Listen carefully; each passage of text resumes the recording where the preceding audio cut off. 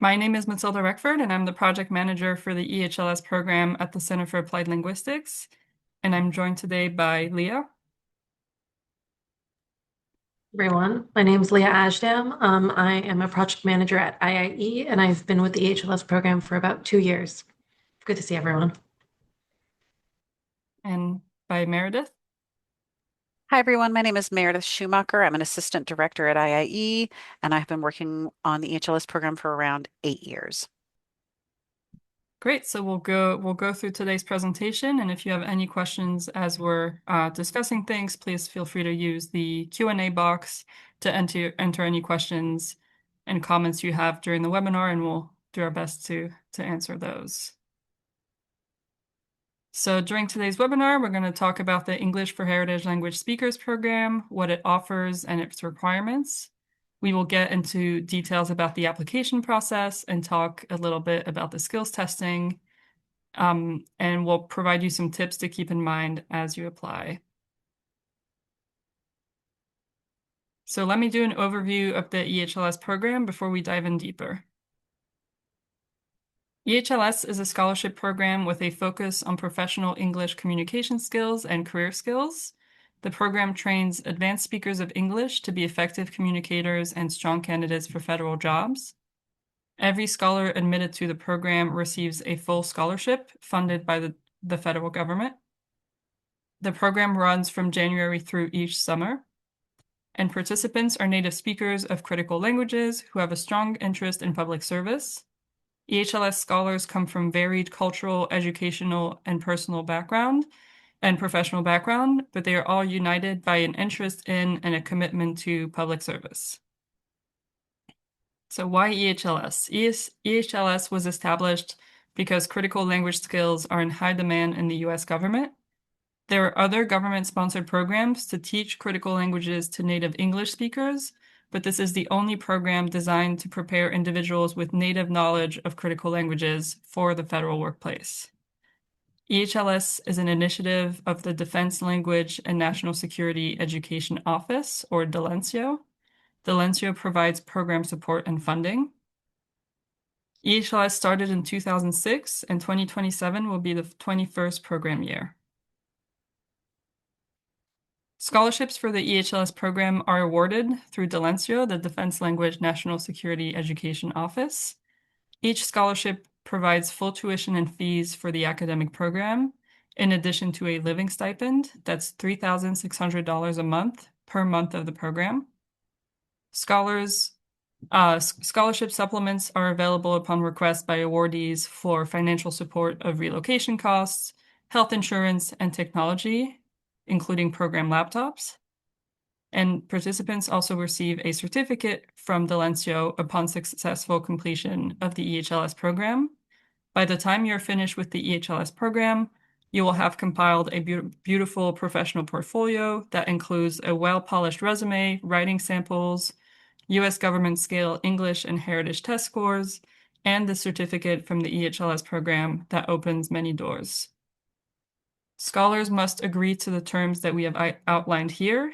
That's full-time attendance and successful completion of the academic program, agreement not to work during the academic program, and acceptance of a service requirement after completing the academic program.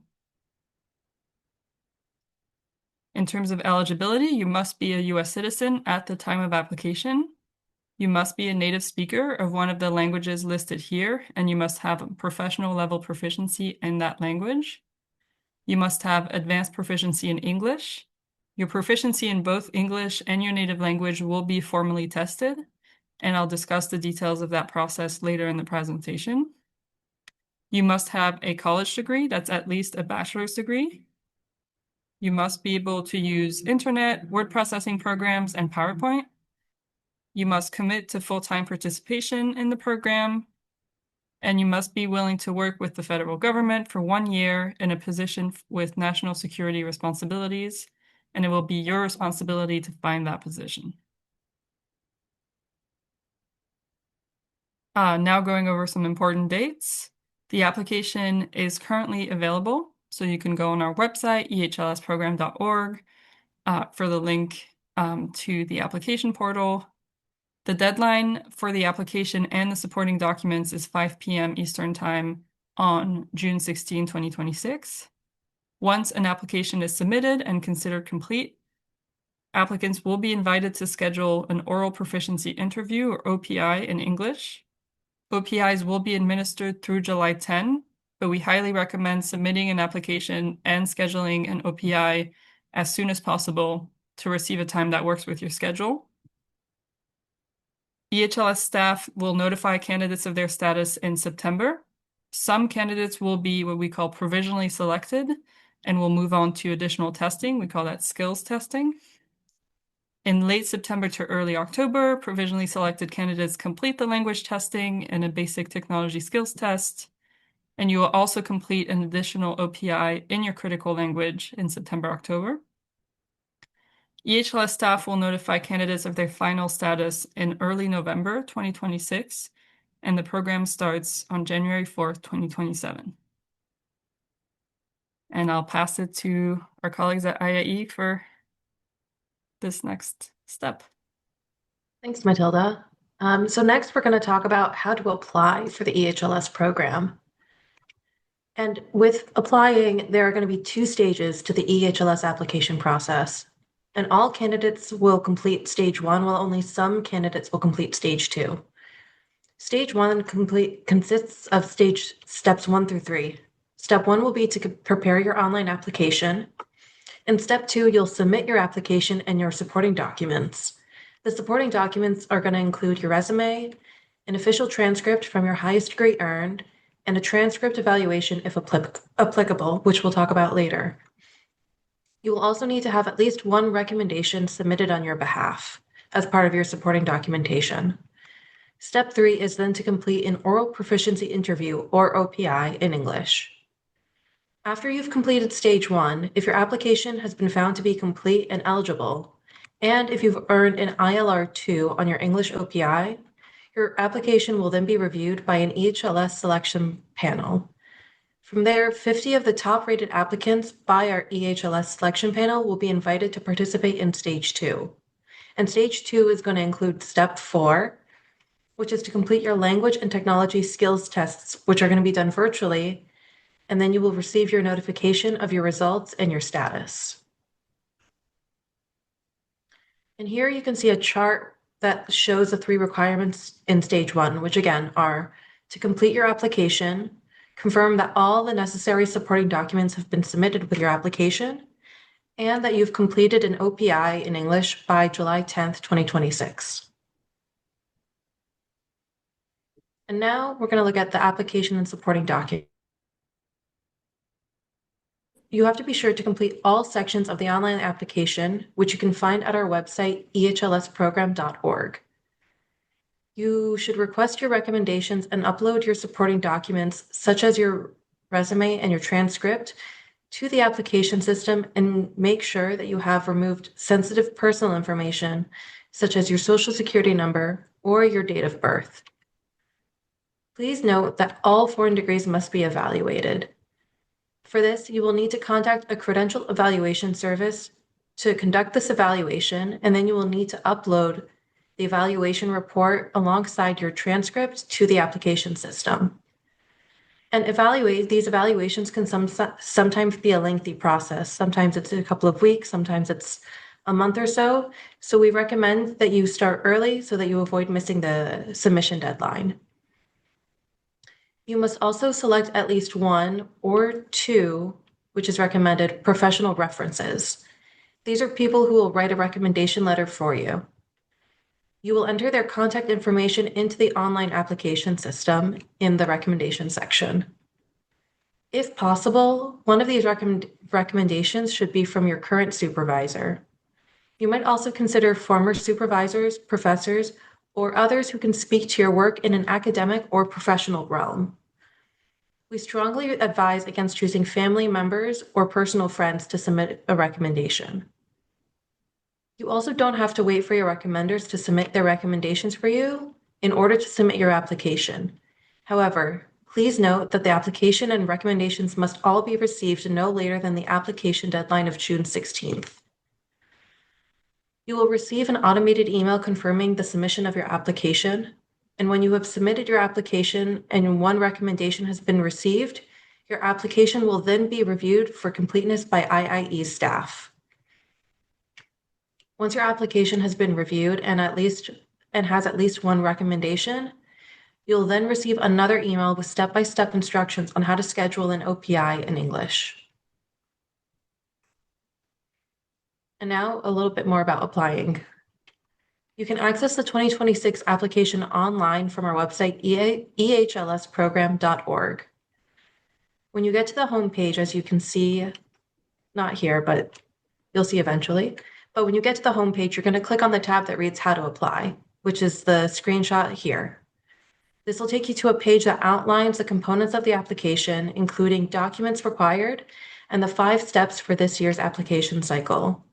To continue an application, click on the Apply Here button at the bottom, as you can see on this screenshot.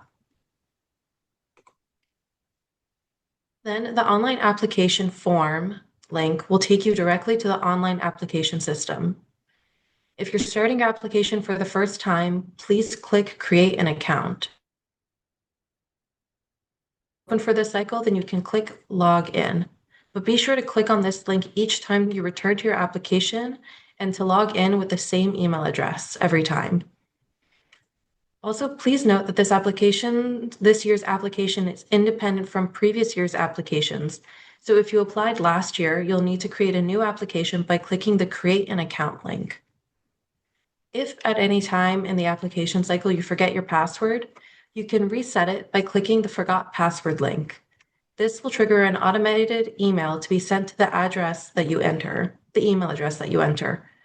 And please make sure to check your junk or spam folders for this automated email if you don't see it in your inbox. All right, now let's take a look at how you would create a new application. So when you click on Create an Account, you'll be asked to register with your email address, first and last name, and birth date. Once you've entered all of those, please then click Continue.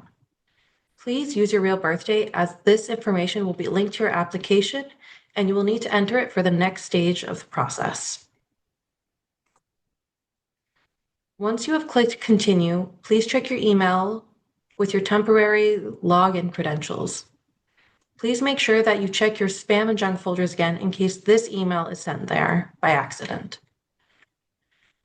Enter your temporary PIN and birth date and click Login. You will then be prompted to create a new password.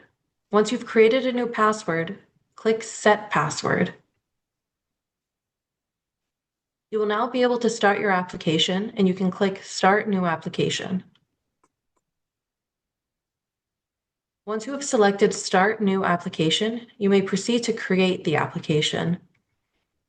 Click on the EHLS application option and open the application. This will take you to the first page of the application shown here, which displays information regarding the program. You may move through the application either by clicking the Save and Continue button at the bottom of each page, or by using the left-hand navigation system shown in this screenshot, which are all linked in blue. Each time you navigate to a different section of the application, either by clicking the Save and Continue button at the bottom of each page, or by using the left-hand navigation menu, the application will save automatically. But please be aware that if you exit out of the application without clicking either the Save and Continue button or navigating to a different page using the left-hand column, your work may not be saved. Then you'll click Continue to be taken to the eligibility page. You must meet all 3 of the eligibility requirements, which are that you must be a U.S. citizen at the time of application, you must be a native speaker of one of the listed languages, and you must hold. If you do not meet all of these criteria, you will be unable to continue with the application. After confirming your eligibility, you'll be able to proceed with the remainder of the application. And again, the deadline for submitting your application will be June 16th, 2026 at 5 p.m. Eastern Time. I'll now hand it back over to my colleagues at Cal to talk to you more about the English OPI.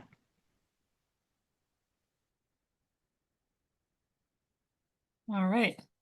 So once your application is submitted and considered complete with at least one recommendation letter, applicants can proceed to scheduling the Oral Proficiency Interview, or OPI, in English. Applicants cannot schedule an OPI until they have completed all components of the EHLS application and it has been reviewed for completion. You'll receive a link and step-by-step instructions for scheduling your OPI in English after your application has been successfully reviewed. OPIs will be administered through Language Testing International, or LTI. The OPI is a 30 to 45-minute telephone conversation between a certified tester and you, the test taker. OPIs will be administered through July 10, 2026. However, your application still has to be submitted by 5 p.m. Eastern Time on July 16. So we really suggest that you submit your application as soon as possible so that you can secure a date and time that works for your schedule. You must complete your OPI by 11:59 p.m. Eastern Time on Friday, July 10th, 2026. You cannot reschedule an OPI within 24 hours of the scheduled test time. A missed OPI will not be rescheduled, and applicants must meet the minimum standard of an ILR2. If not, you will be disqualified and notified of the decision.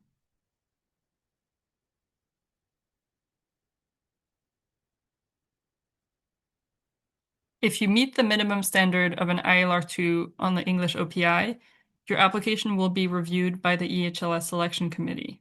Following this review, applicants will be notified of their application status in September 2026. You'll be notified by email in September, so please check your email daily at that time. At that time, around 50 individuals will pass this first stage of the review process, and they will become what we call provisionally selected candidates, and they will be invited to additional language and technologies testing.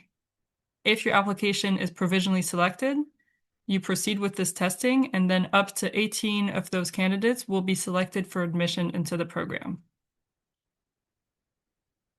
Please note that an invitation to take the skills test does not indicate admittance to the EHLS program. The results of your performance on the skills testing will be combined with the selection rankings to determine whether you are offered a scholarship. And the final decisions will be made in November 2026. Other details on the skills testing: this testing will occur in late September, early October. We will notify you of the specific testing dates in late September. We'll schedule these for you. These will be virtual tests, and we'll make every effort to accommodate your needs.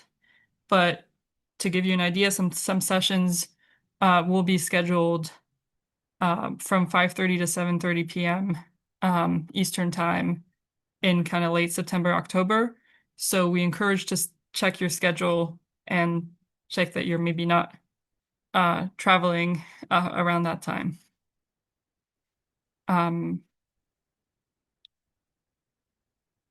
Like I said, EHLS staff will extend offers of admission in November 2026.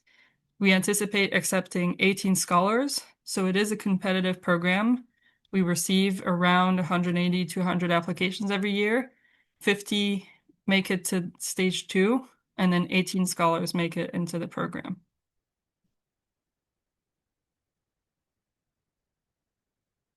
So let's talk about these tests that you will take in September, October. You'll take the listening and reading computer adaptive test scheduled through LTI, Language Testing International.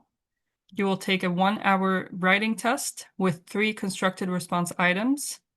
This test will be administered and proctored virtually by Cal.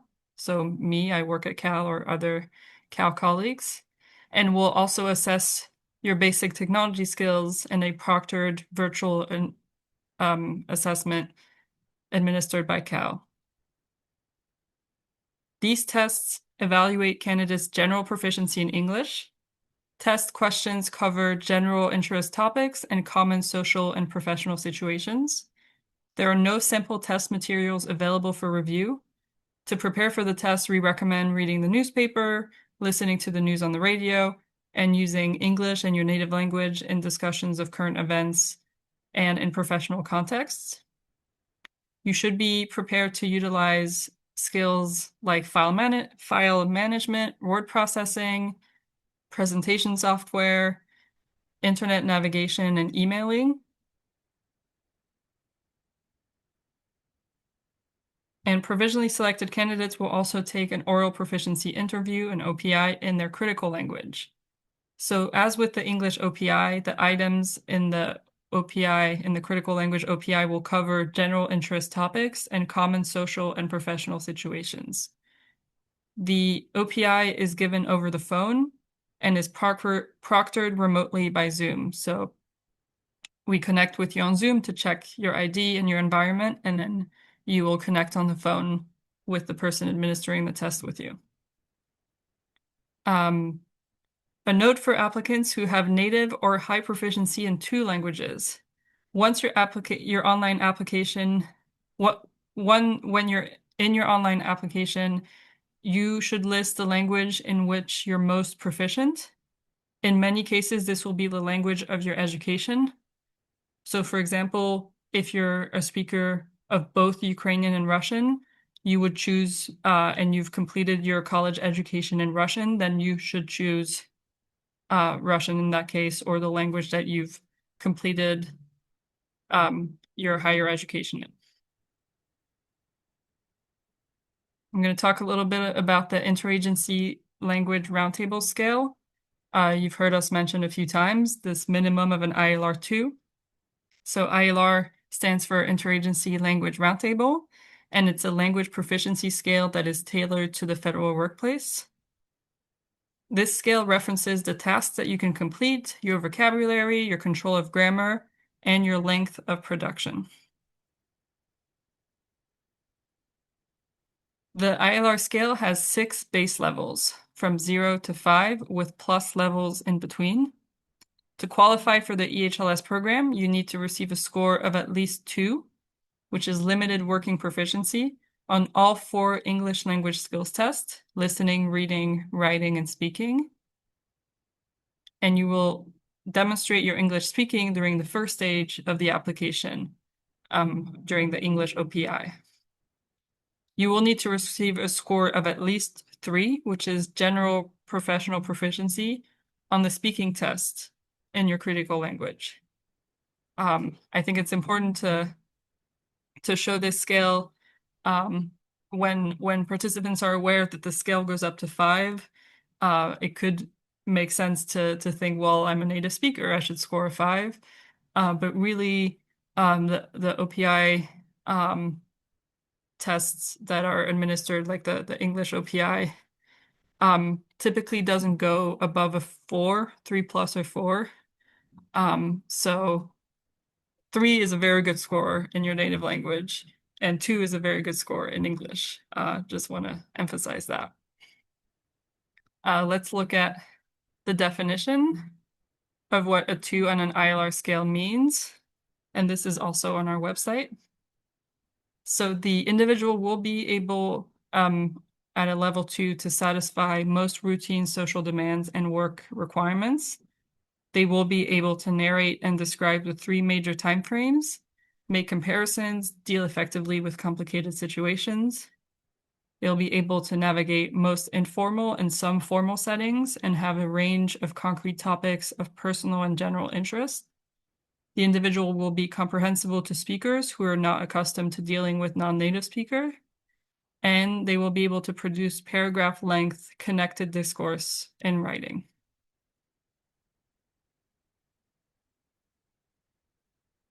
What does a 3 on the ILR scale mean? An individual at a level 3 will speak the language with sufficient accuracy and vocabulary to participate effectively in most formal and informal conventions on practical, social, and professional topics. They will be able to discuss topics extensively, hypothesize, support opinion, deal with a linguistically unfamiliar situation. Individuals will be able to navigate most informal and some formal situations. They can navigate a wide range of concrete topics and some abstract topics with special fields of interest and expertise. Errors almost never interfere with communication or distract the native speaker from the message, and they will be able to produce extended discourse and conceptual links between paragraphs. So that's what it means to be at a level 2 or 3 on the ILR scale. You can go on the ILR scale website that is linked on the EHLS website to learn more as well.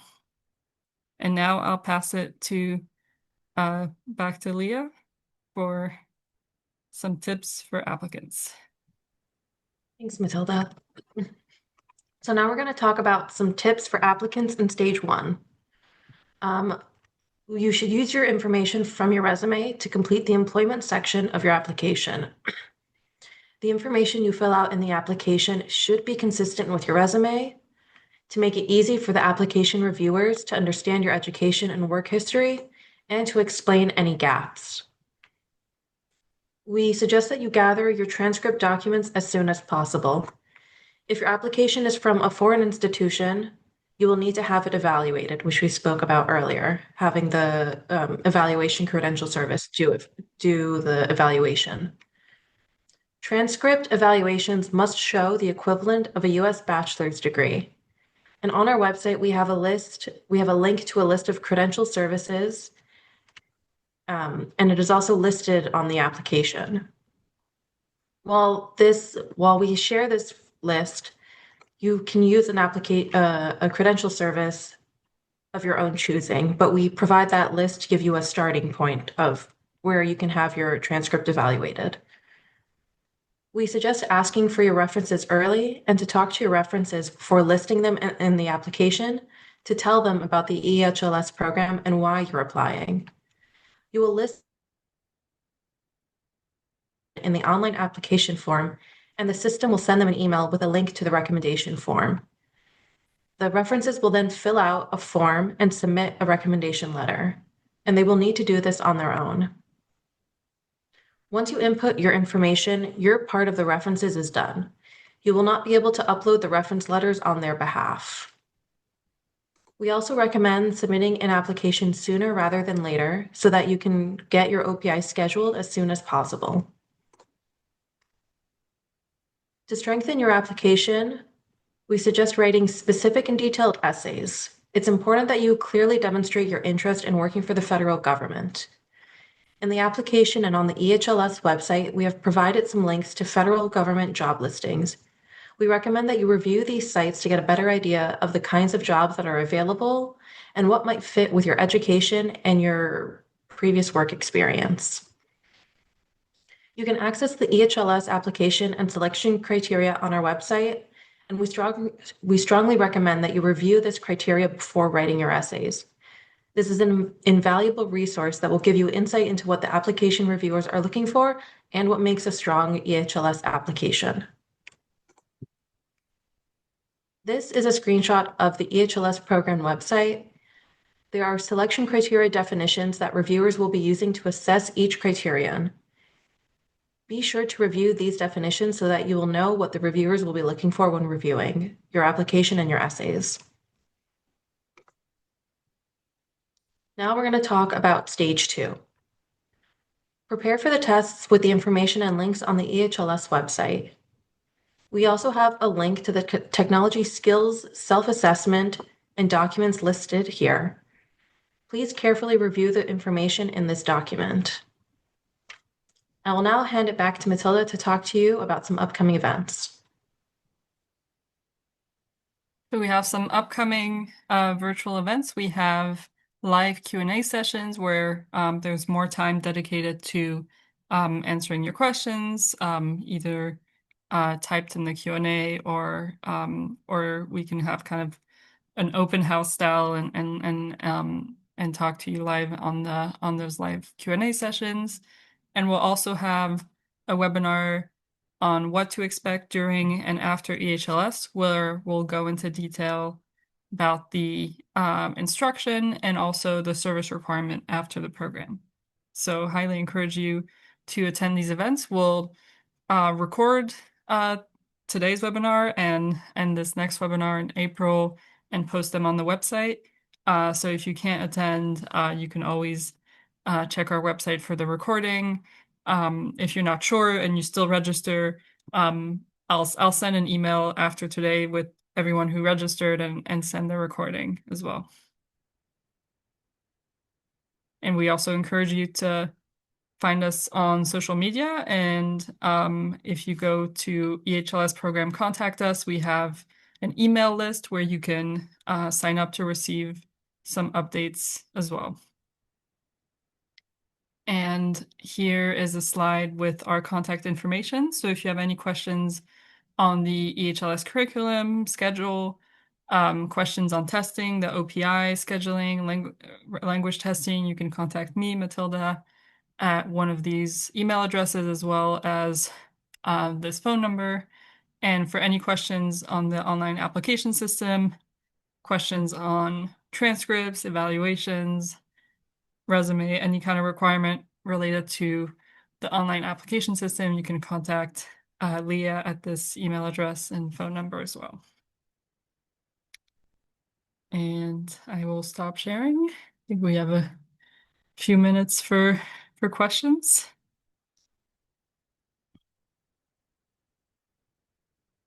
I also put in the chat, if you can see the link to the program selection criteria definitions. So that slide that we had where we were explaining the program definitions, those are very important when you're writing your essays. So highly recommend checking those out.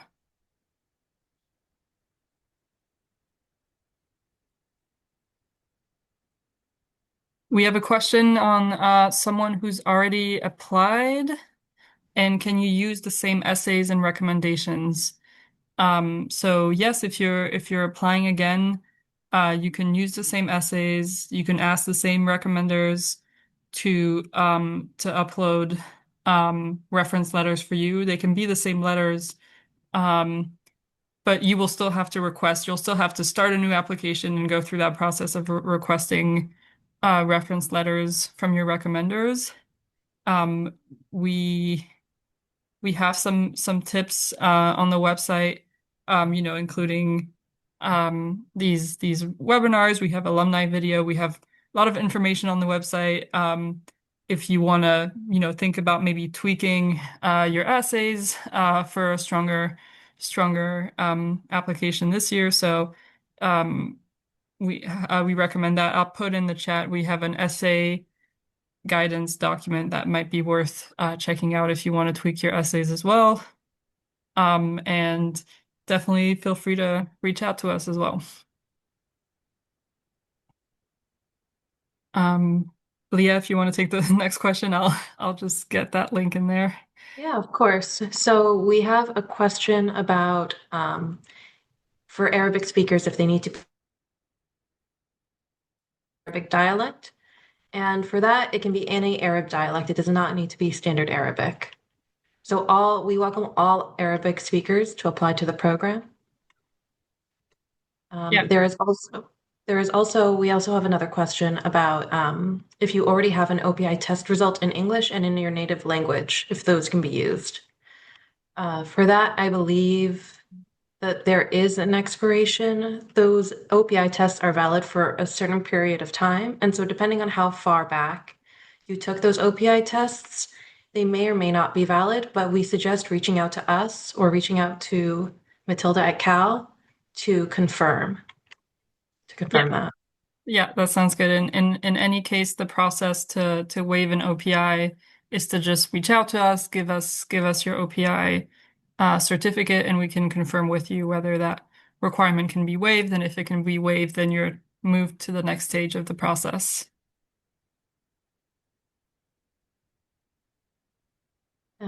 I see that there is another question. Will there be essay questions?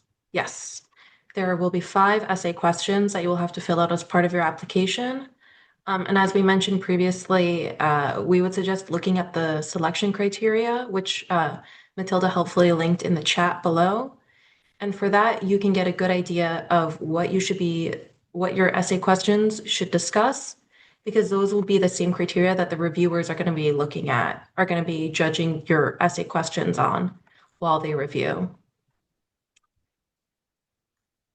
And I see a question on some examples of careers after the program, and I'm just pulling up um, some recent roles that some of our alumni have secured at various agencies.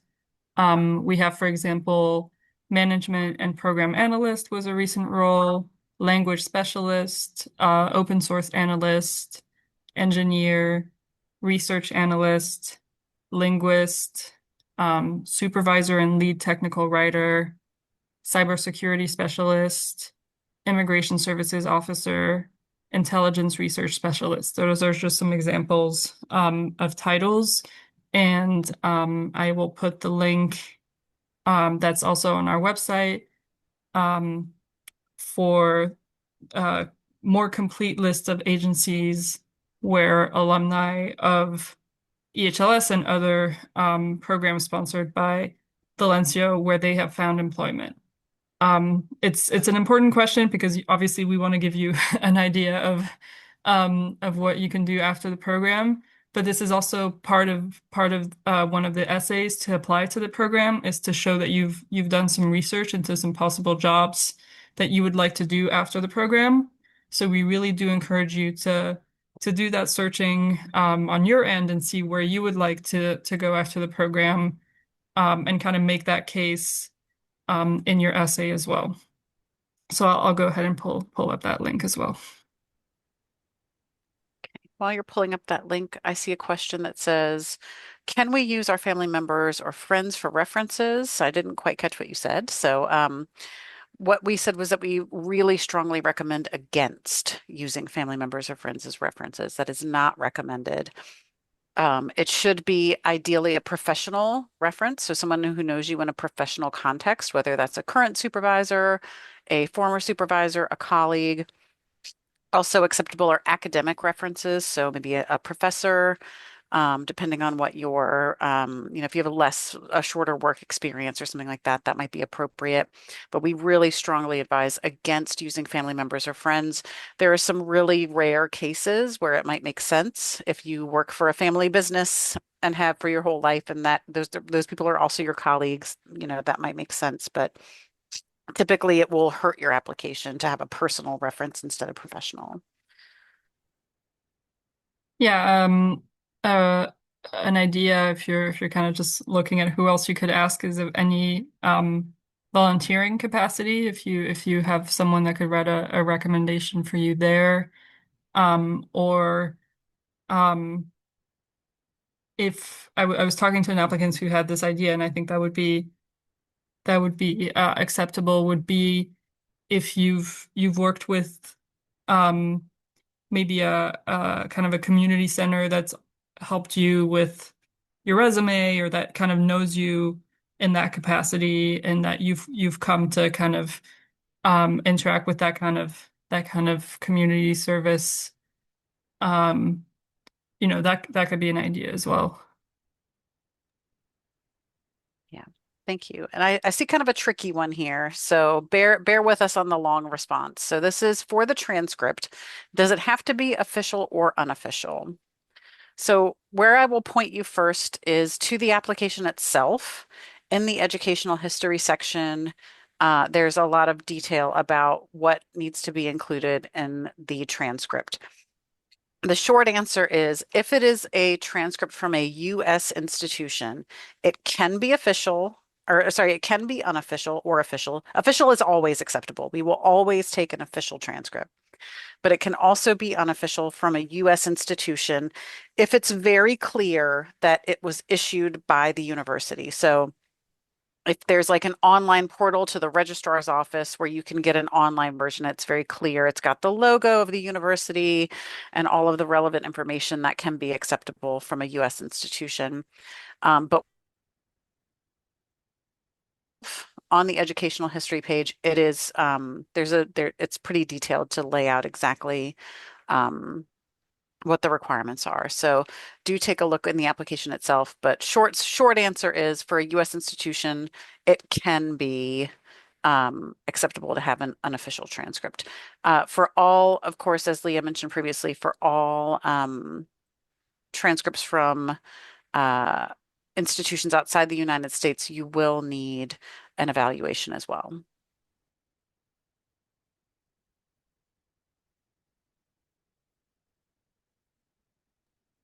I see a question here related to recommendations. Someone asked, I have no supervisors within recent 40 years. Is it okay if I use former colleagues as recommenders? Yes. Yes. If you don't have a former or current supervisor, former colleagues work just as well, as those they will be able to also speak to your manner and your professional manner, which is what we want in recommendations.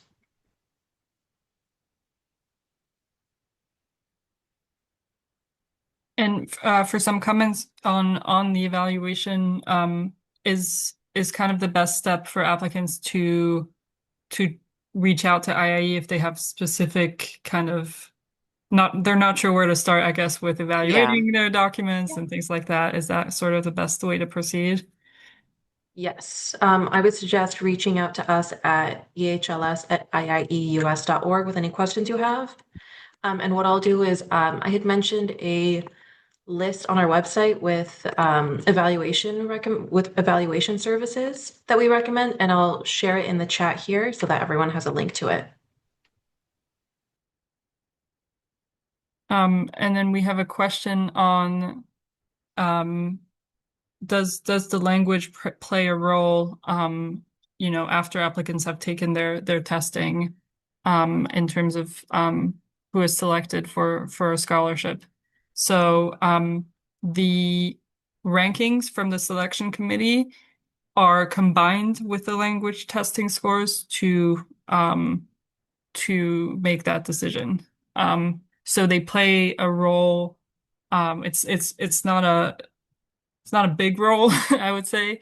Um, um, the the the principal requirement is for that series of testing after in September, right? The skills testing in English, writing, reading, and listening, having an ILR level 2 at a minimum. And then for your critical language OPI, having an ILR level 3 at a minimum. That definitely plays a role, right? Because that's the requirement. And then the actual score plays a small role, and it's really just combined with the selection rankings from the selection committee based on your application.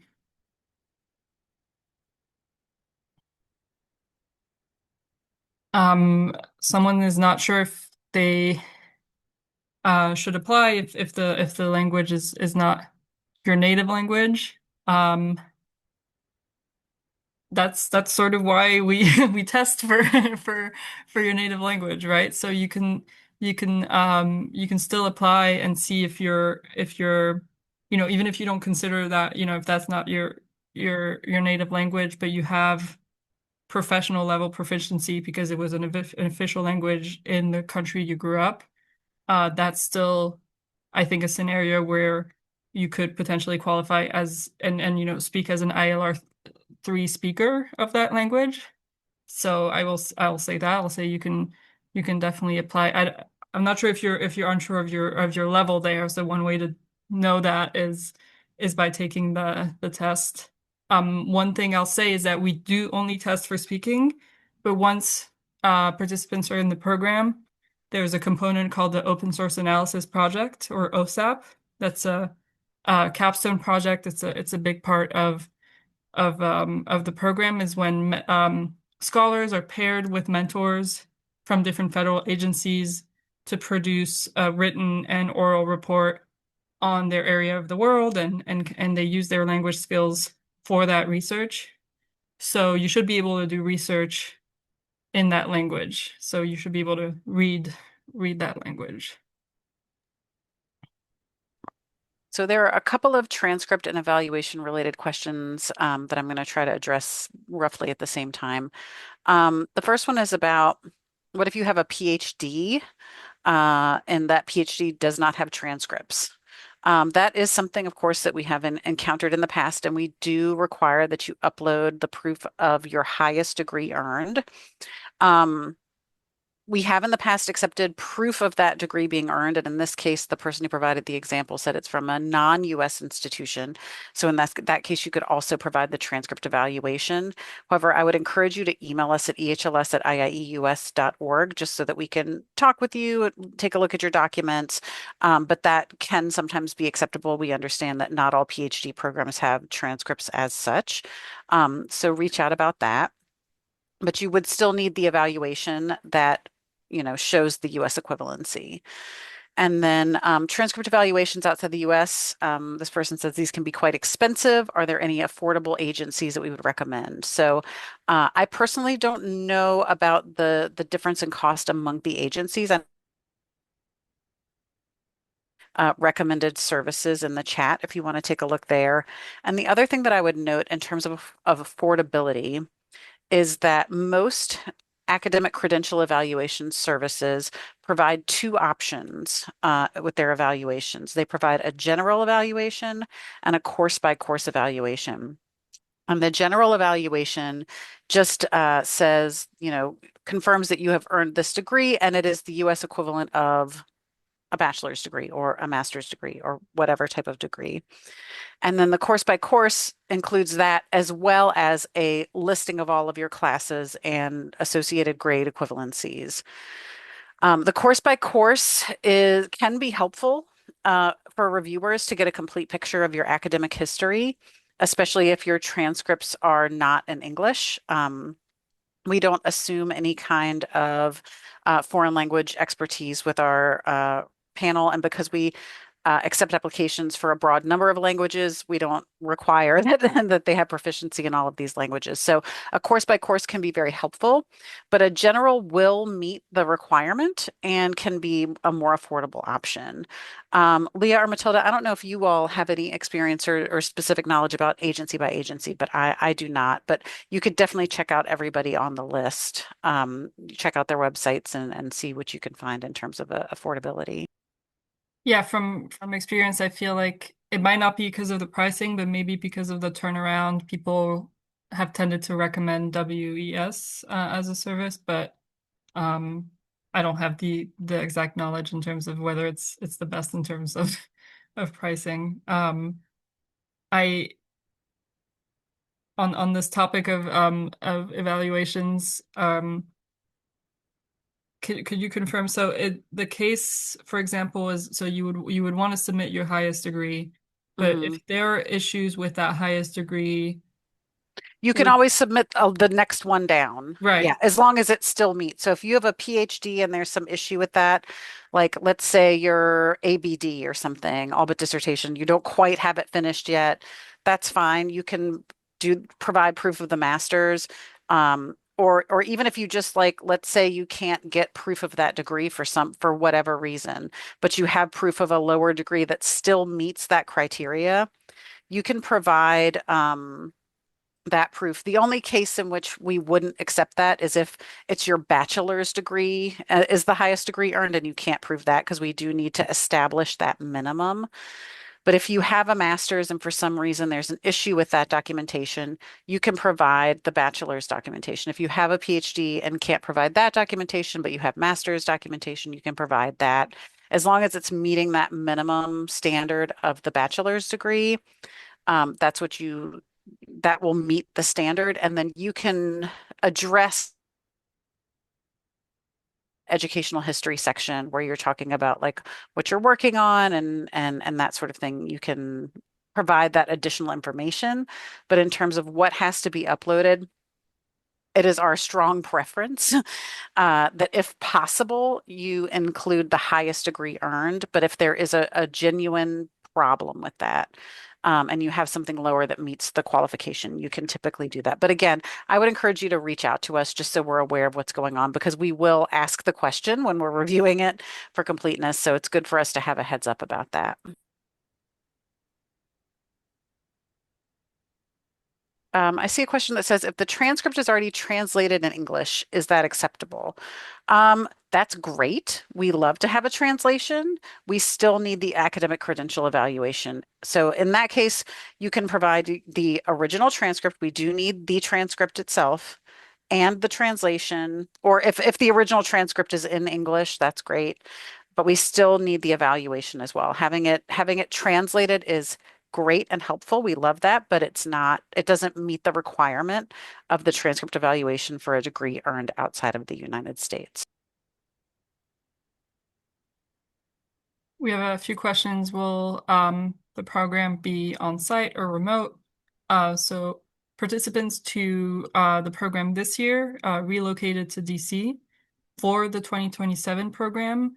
That program is expected to be a little different from previous years, and any relevant changes will be announced on our mailing list and to applicants who have begun an application.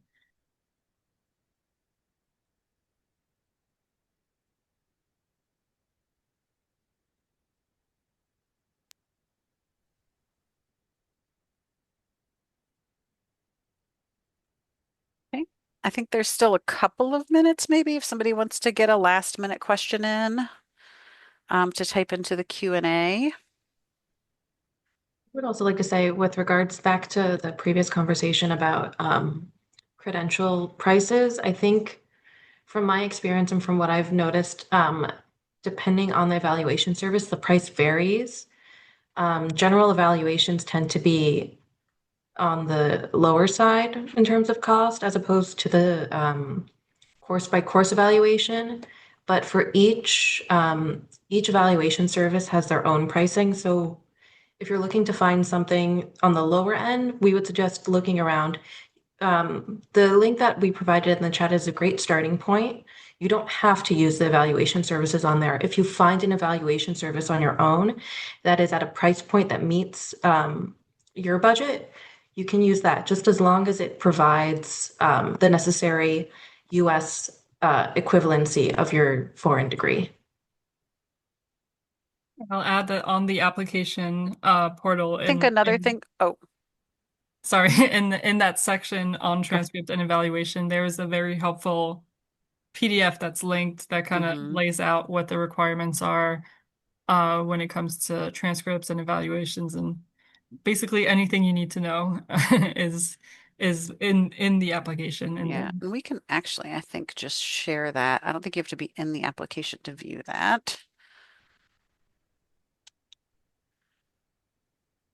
And then the other thing that I was going to add about the transcript evaluations is another way to keep costs low is to start early. Many of these evaluation services can turn things around more quickly with a rush fee. But if you start now, it can be less expensive because then you don't have to pay for the rush turnaround. So we really strongly recommend starting now, reaching out because it can take some time and you don't want to sort of be stuck close to the application deadline and paying a premium to get that turned around really quickly. So often when we come to the end of the webinar or right when we end the webinar, applicants suddenly think of a question to ask and it's too late. So don't worry if you have more questions throughout this process. Please reach out to us by email and by phone, and we can help you answer any questions that come up. And we have more of these Q&A sessions coming up. So we really are here to support you and to help you have a successful application.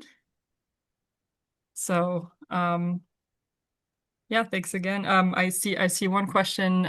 If you live in Maryland, that's not under the relocation needs. This would be for people moving from outside the what we call the DMV, right? The DC, Maryland, Virginia area. But thanks again as we're getting to the end of today's webinar. We appreciated all your questions, and again, feel free to reach out if you think of anything else. And we hope that you apply, and we hope to see your application soon. Thanks everyone for joining us. Thank Thank you. you.